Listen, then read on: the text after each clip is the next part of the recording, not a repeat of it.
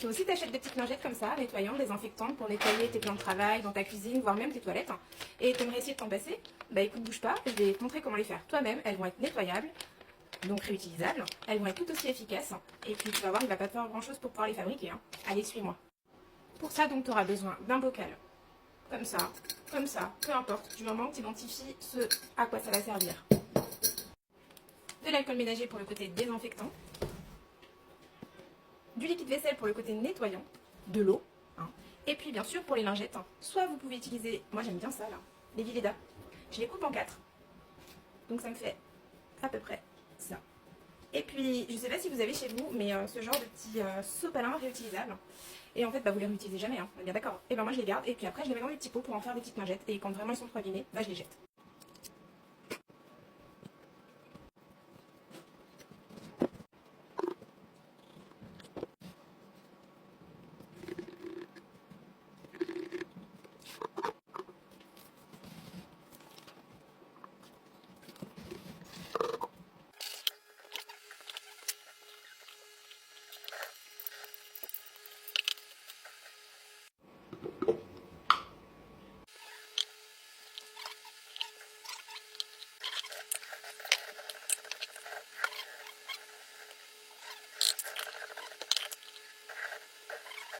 Donc voilà, tu auras compris le principe.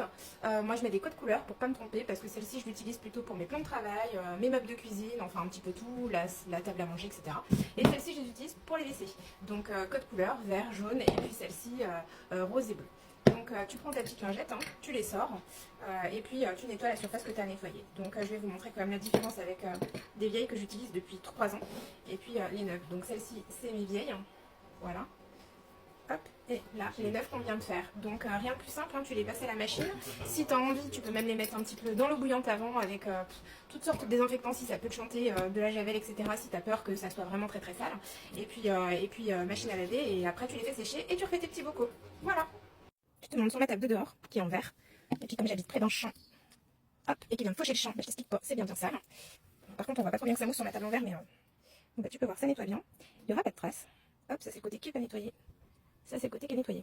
Et puis pour te montrer que ça mousse, je vais te montrer plutôt son plan de travail de la cuisine. C'est la même lingette. Attention, tiens, hop. Donc après, bah, toi de mettre moins de liquide vaisselle si t'as pas envie qu'elle mousse de trop, plus d'alcool ménager si t'as envie que ça désinfecte encore plus. Voilà, mais sinon, les proportions que j'ai là me conviennent. Et puis en fin de compte, c'est pareil au niveau de la quantité de liquide, tu fais comme tu veux. Si t'as pas envie d'avoir à les essorer comme ça dans ton pot, t'en mets moins. Et puis si tu préfères les essorer, et bah t'en mets plus.